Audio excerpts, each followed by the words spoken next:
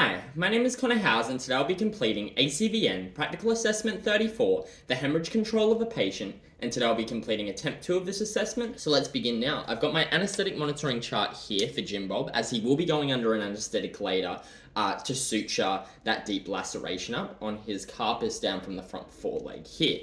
So we want to wash our hands for at least 20 seconds under warm soapy water and dry them thoroughly.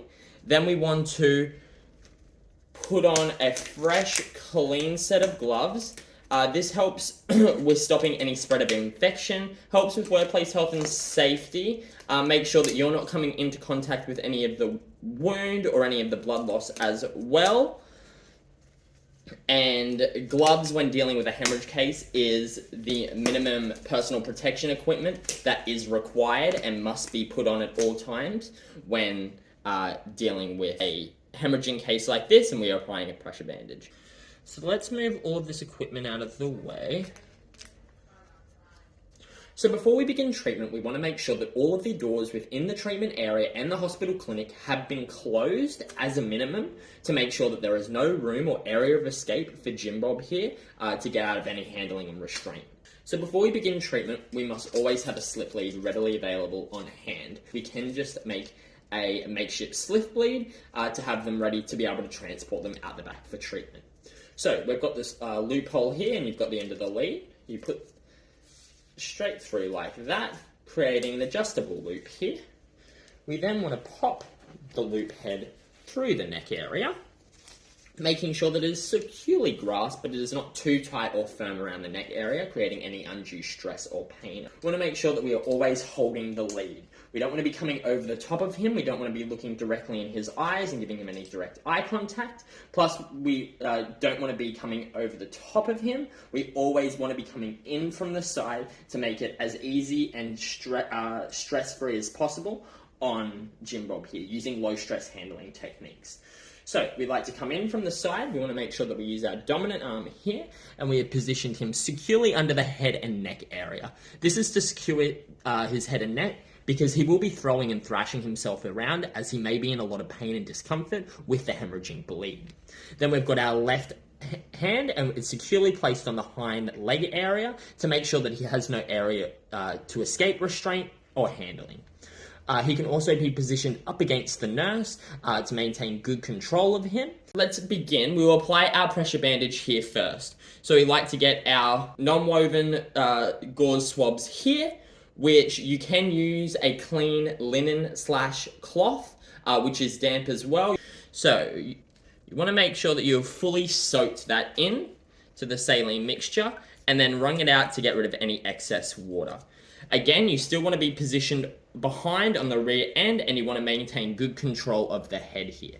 So with my left hand, I'm going to apply clean saline soaked gauze over the top of the deep laceration on the left carpus, making sure that I have covered the entire width of the wound and that no bleeding is escaping. I'm applying gentle pressure on the front limb here to help with any further contamination. It helps to prevent any trauma that may occur during transport. It helps to support hemostasis, which is to encourage the stopping of the bleeding. If it does seep through, you can apply another clean soaked gauze on top. One of these gauzes holds about 4 mils of blood, so it's important not to throw them away as the vet may want to know the exact amount of blood loss that has occurred and he may want to count them after. You can just place another one over the top to make sure that it is completely covering the wound. Now, I'll apply a pressure bandage. We can use Elastoplast here, but we also have vet wrap. I like to use Elastoplast first just because it is white and you can easily see the strike through. So, I've teared a bit off there. I've still maintained good control. This would be stuck on the table at this point just to be able to have easy access. We still want to be coming from underneath. Just bring it over. It is a little difficult as you are by yourself, but that may occur in clinic and you may have to deal with this when you are on your lonesome just with another vet. Do a little tag at the end just for easy access and for someone to be able to easily pull it off. So we have correctly applied a pressure bandage there. that is helping to stop and control the bleeding at the moment. Now, if strike through was to occur of this pressure bandage here, we would not want to remove the pressure bandage because that may dislodge any clots that may have already formed underneath. So you want to get another clean gauze, 1 or 2 gauzes, applying it just over the top and applying firm pressure. Do not remove the pressure bandage from underneath. Place the clean swab on top to help with strike through. We would then apply another pressure bandage over the top to then cover with the strike through. Details I'd be giving to the vet regarding Jim Bob here, who is a 3-year-old Staffordshire Bull Terrier. He has been admitted to the clinic with a deep laceration on the front forelimb, the left front forelimb of his leg.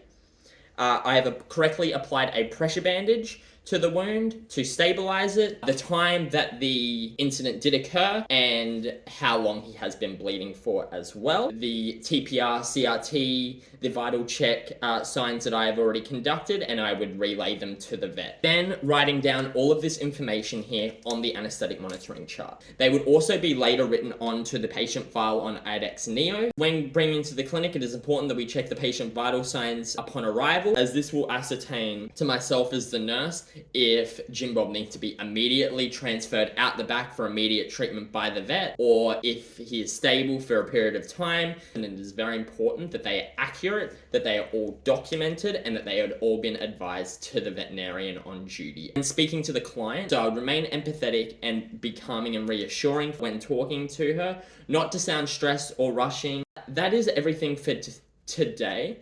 That is Practical Assessment 34, the hemorrhage control of a patient, attempt 2.